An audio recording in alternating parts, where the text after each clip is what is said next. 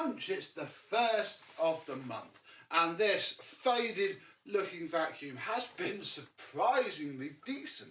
Let us give the rug one final clean with the Electrolux Glider of many shades of beige. See how it performed, check there's nothing scarily wrong with it, and have a look at the machine that I have chosen to use for April. Let's have a look.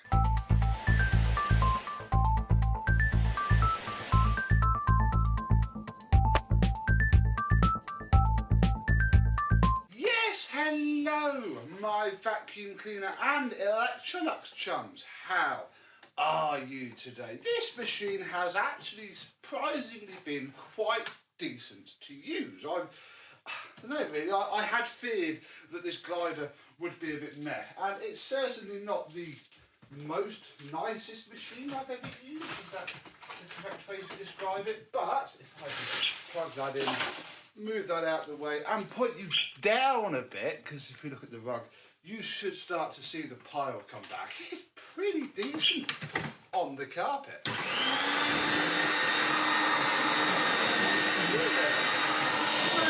well, picks up the pile. It's very good. There we go.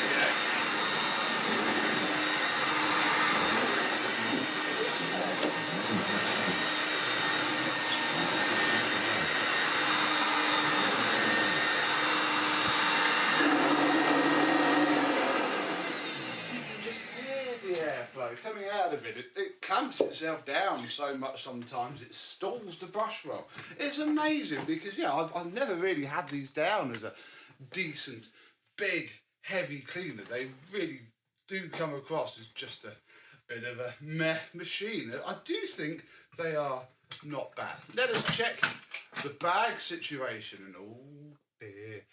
So yeah, it's done what paper bags like to do, although not much. There's a little bit of schmutz where it hits that part of the bag, but all in all, nice chunky bit of dust in the bottom of there, but sadly lots of dust in the back of this machine. Yeah, you really want to try and get a HEPA flow type bag for this. They do make them. It's not awful. The filters certainly still spotless, but yeah, that's a month. You left that for a year and that would be pretty mean indeed. So we'll just pop that back in there so that it doesn't go all over the place. There isn't really much else to show you because there's nothing on the back.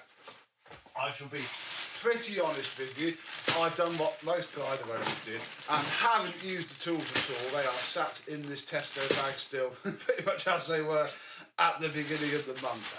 Yeah, I've got enough other cleaners with a hose. The V-Tough Mini is sat over there and it is 1,000,000,000 times better with its hose than this is. But this is better on the carpet because it has a brush roll, which we best check isn't covered in rubbish. And it isn't, it's very clean actually. There's a little bit of hair starting to build, obviously very much not an anti-hair wrap brush roll at all. But what this was, or is, it's a brand new brush roll, so they're actually very stiff bristles, which is probably the best thing about this entire machine. This is just a bog standard Electrolux Glider with a brand new brush roll. I'm very happy that I did take the time to daily it. I think I prefer these to a contour. They're just a little bit taller. And yeah, I think if you've got any other colour than white, you would probably have a better time because the white has faded really badly. So that is one 1990s vacuum cleaner done. Worked fine. No drama at all. Let me show you what I have chosen to use for the month of April. What load of old rubbish have I chosen for myself to use?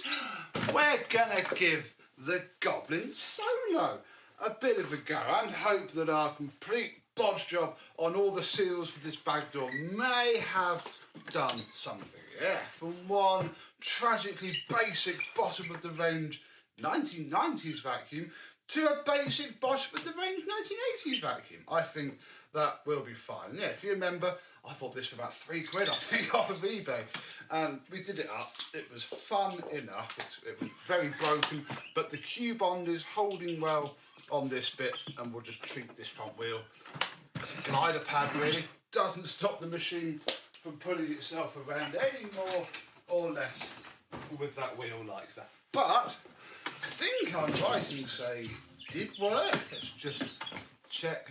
There is a bag. There is a bag in there, but the seal is a bit torn where it's just been sat with the hose in it in the loft. So we might change the bag in a second just to stop that from really leaking. But headphone warning.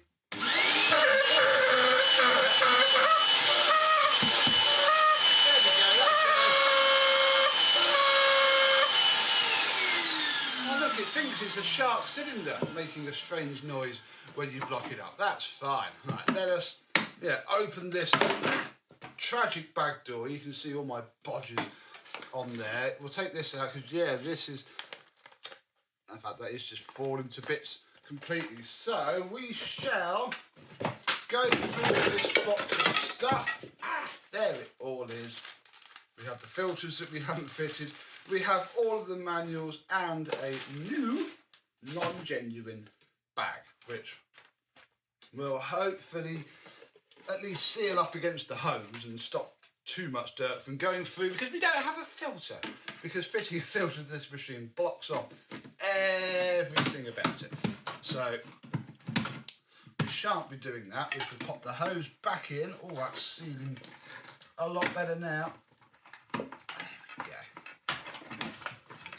Let's just check that it's sealing. Yeah, beautiful.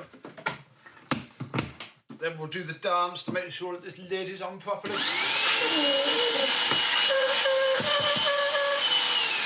There we go. Then we can fit our Goblin bent end, our plastic Goblin wand, our other plastic Goblin wand. As much as this is probably going to be the nicer floor head to use, we're going to start off with the floor head that this machine came with, which is this tragic looking double pedal affair. And, oh, there's a bit of tape there. In theory, we should be able to do some rather mediocre vacuuming.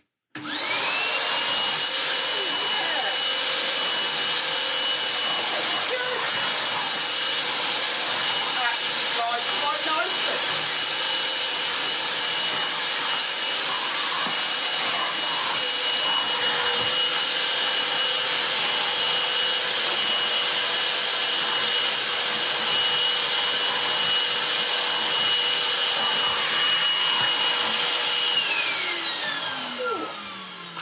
Mildly surprising. Let's clean up around the bird cage, because this is always quite a messy job, and a machine like this is probably going to be quite good for it. Nothing too major. Oh yeah. That's stuff.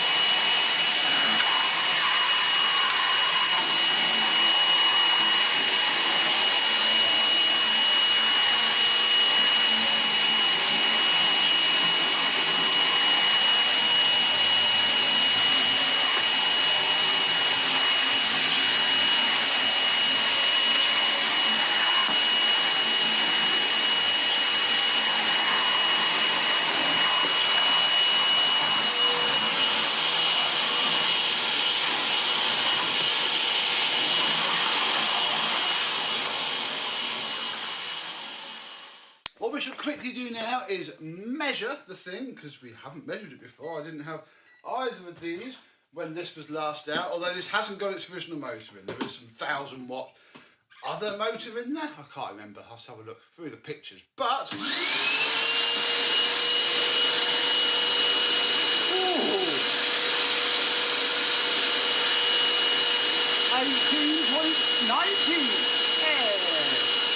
19 and a half. Not too bad. I can feel the air leaking around here, so that's 50. Yeah. 50 inches of water lift isn't that strong, but it's got, 20 miles an hour of airflow. That will do, especially for the laminate and whatnot. But it's here. So, right, that's the corded stuff done. We need to tidy up the cordless vacuums and the robot ones. Okay, so from one extreme to the other, we have cutting edge cordless robotic vacuum. I'm actually going to start with the Roomba because I think he is quite full. He's been moaning through his app at me that the bin is quite full and there's a cable in the bin. This thing never fully fails to astonish me how much it does actually pick up. In here is USB cable that one of the kids would have left on the floor. Yeah, wow, holy moly, that is full. Oh, hairband, balloon, 5p, lovely. Oh god, yeah, like a whole balloon. Yeah, it's pretty decent how much it does pick up. Let's just get rid of this.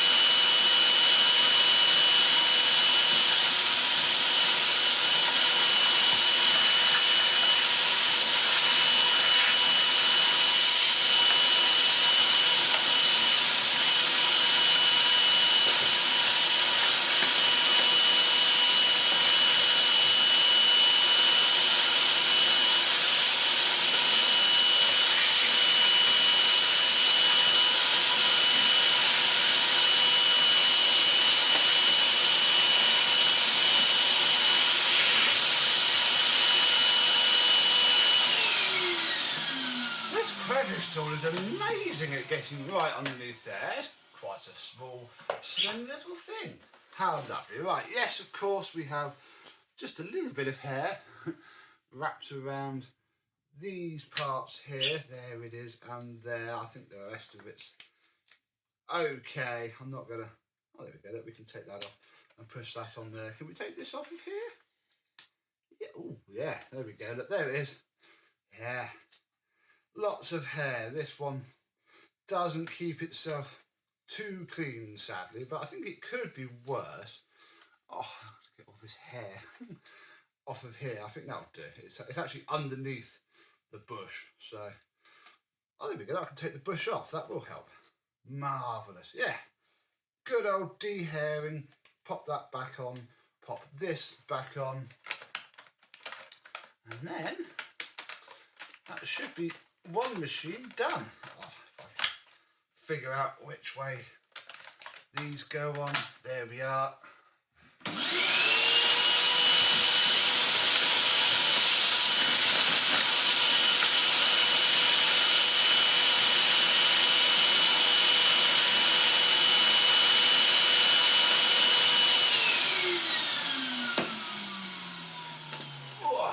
You can give it just a nice wipe down because it does get dusty as it lives under the bed and only comes out to clean and then goes back under the bed. Marvellous.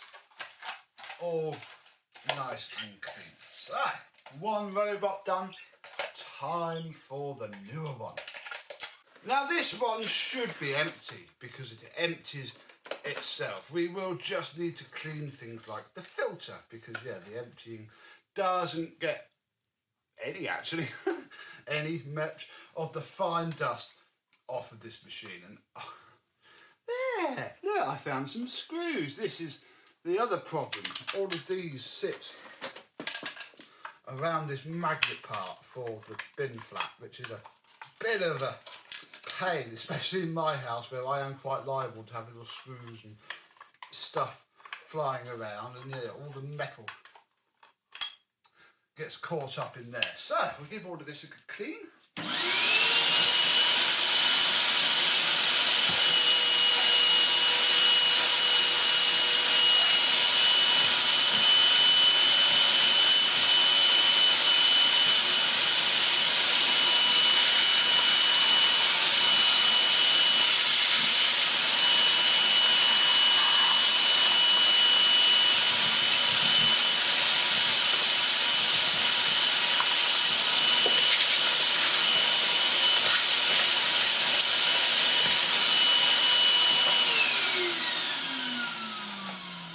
Beautiful, that's probably going to make it suck a bit more as well because that's not being held open by the gunk. And then pop this in there, give this a bit of a wipe down. Marvellous. Dust as well because I never really look at you when you're cleaning. There we are. And then underneath should be a fair bit cleaner because this thing does keep itself a bit nicer than the Dreame, than the iRobot, even though its pattern brush roll that I bought is terrible. And there is still a fair, oh there we go, yeah, a fair share of hair behind each of the brush rolls. Oh, that's clever. Does this bit pull off? Ish. Oops. Ooh, oh look, so there's a rubber bit in here which is getting quite disgusting. And then that just literally sits on that rubber piece, like so. And we can give all of this a nice clean and a vacuum off. And we should be good to go once more. That in there, that in there.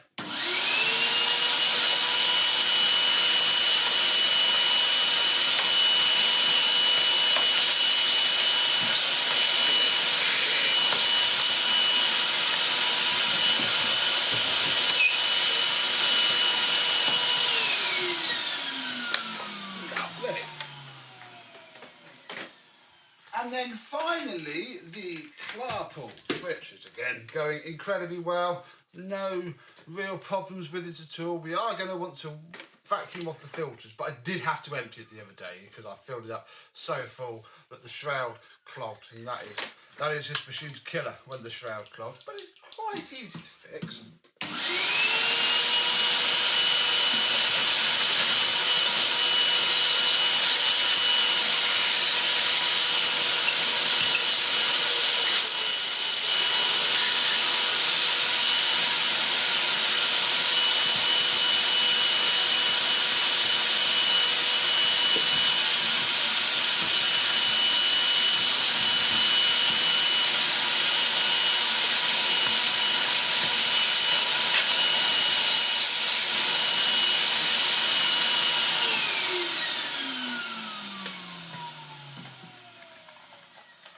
Have a nice little wipe out and be all clean as well. I wonder if I know where the spare filter is for these, because it's probably time for this filter to be washed. Yeah, I've been using this machine quite a lot since we got given it by Klarpul to review, and reviewing it we still are because it's pretty good, and I haven't really seen a reason to want to change yet.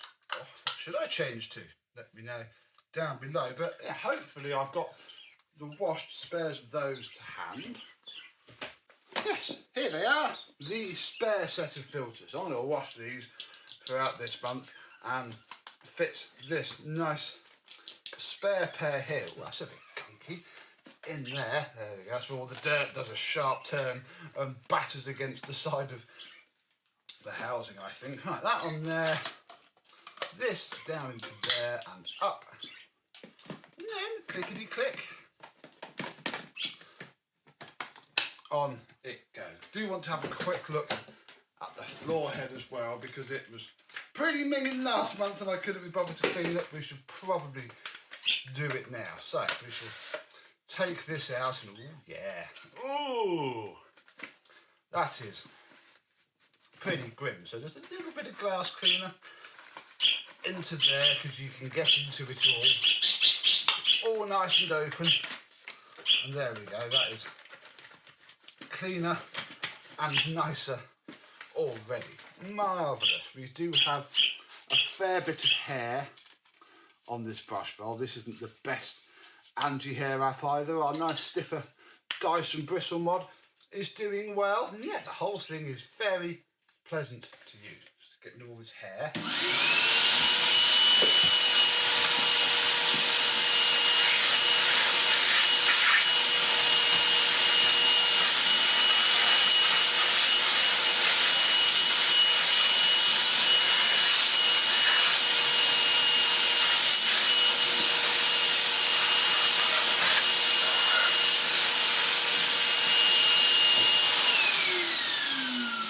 checking this hose to make sure it hasn't split, and it hasn't, so that can go onto there. I think that's it then. This machine is ready to clean once more. Beautiful. There we go. Yeah, another nice wad of dust in there. So, well, this is quite a small. the Goblin's shorter than the Klarpul. Quite a small 12 vacuums in 12 months this month. I'm going to use a pretty terrible, especially this example cylinder, and these three will save me from having to rely 1000% on this, because yeah, I don't fancy doing that. And that, I think, is that. What do you think of what I'm going to use for this month? I am also quite nervous. And yeah, we have these cleaned and tidied again, and well, I'll put that USB cable over there by the desk and keep it. So, thank you very much for watching. I hope that you have enjoyed, and these vacuums will see you soon. Bye bye.